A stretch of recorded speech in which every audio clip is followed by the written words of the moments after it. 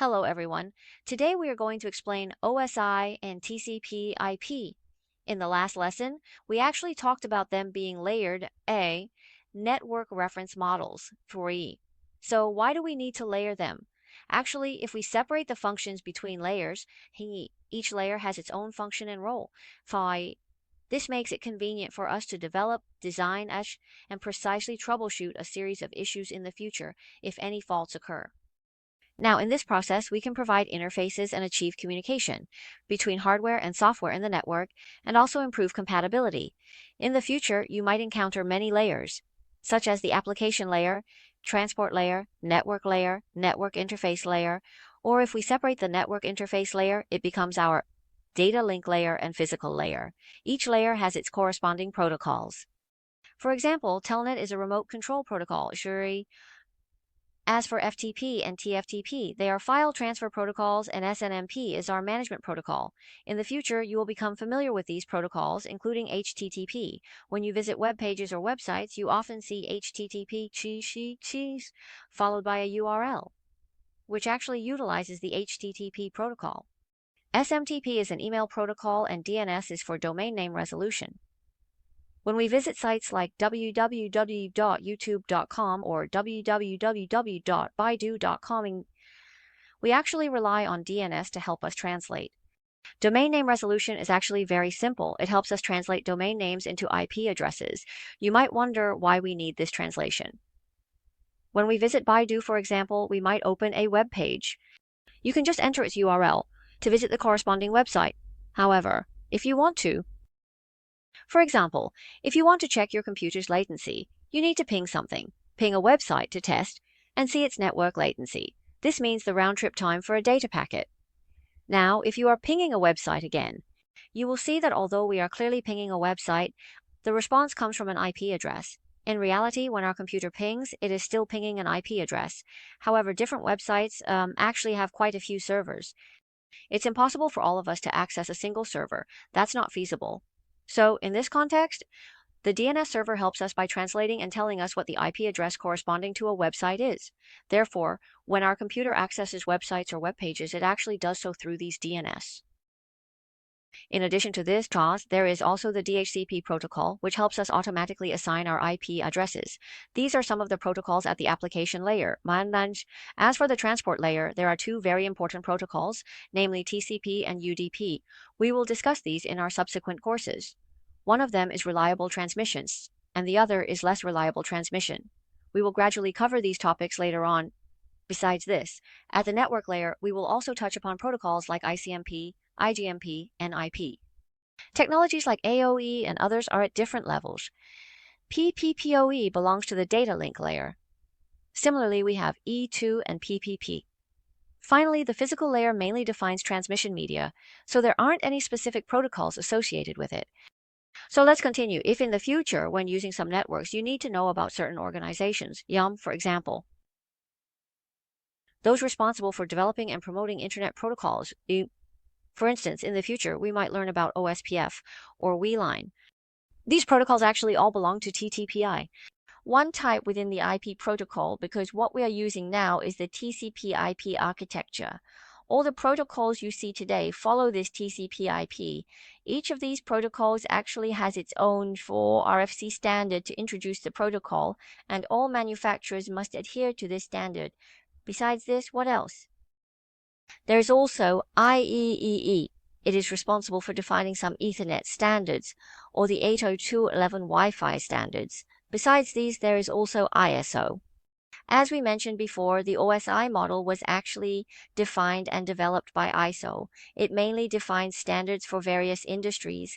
It not only defined our OSI model, but if you look closely at some things in daily life, you might sometimes notice, hey, that's also an ISO standard, which is quite normal. Now let's first introduce some of the protocols in the application layer, although we briefly introduced them earlier. Among them we have HTTP/80. When data is generated at the upper layer, developers will decide what to use at the transport layer. For example, HTTP is at the application layer, but it will use TCP at the transport layer. what about Telnet for remote login? It also uses TCP.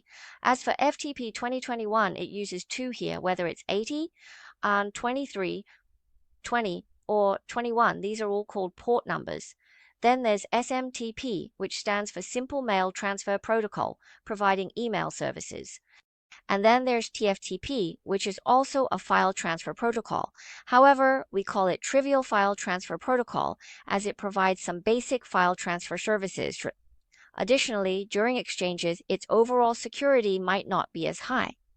Here, TCP/IP provides the underlying support for our data to be transmitted across the network, to allow them to exchange data and enable communication between our network devices. But have you ever considered, suppose we have a computer now and it might be accessing many servers. For example, we visit a website and then perhaps everyone uses it to access some social software, or maybe you listen to music. During this process, the computer might access many servers.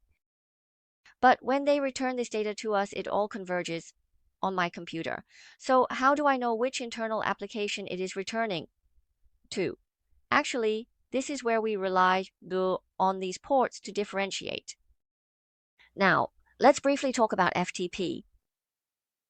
The FTP file transfer protocol is often used when we want to transfer a file from one computer to another. There are many ways to do this, and FTP is one of them, especially when there is a switch involved.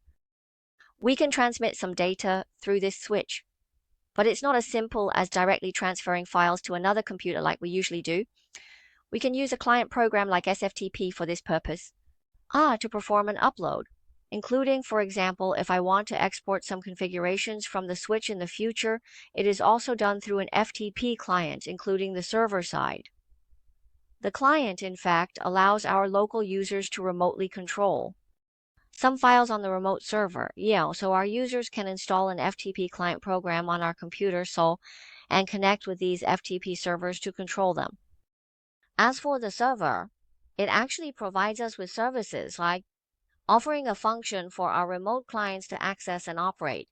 This is FTP. Besides FTP, you might also encounter Telnet in the future. What is the function of Telnet? In the network, for example, if we want to control a switch, a router, or a firewall, the previous FTP is for importing or exporting some configurations. If I am in an internal network, but I cannot directly access some of the devices within the internal network. This is because in high security environments, they won't allow you to directly enter the server room and touch the equipment. It's also not possible to directly connect your computer to the device through an interface to configure it. In this case, you need to use Telnet. By connecting to a device within their internal network, you can then remotely access other devices through it. Among the remaining devices I need to control, Telnet provides a protocol for such remote services. It offers users the ability to control remote devices from their local computer. In this context, we can connect to a Telnet server, input commands on our client, and then execute them on the server. It's as if we are directly connected to the device through an interface. After Telnet, you might also encounter HTTP. As for HTTP, it's what we use for websites. When you frequently visit sites like www.huawei.com or YouTube, it's actually through the HTTP service that you access them. You can understand it as such. Websites and web pages are some of the protocols covered by the application layer. If you want to learn Huawei certification technology or obtain Huawei certification exam questions, please send me a private message, or you can leave more comments below the video.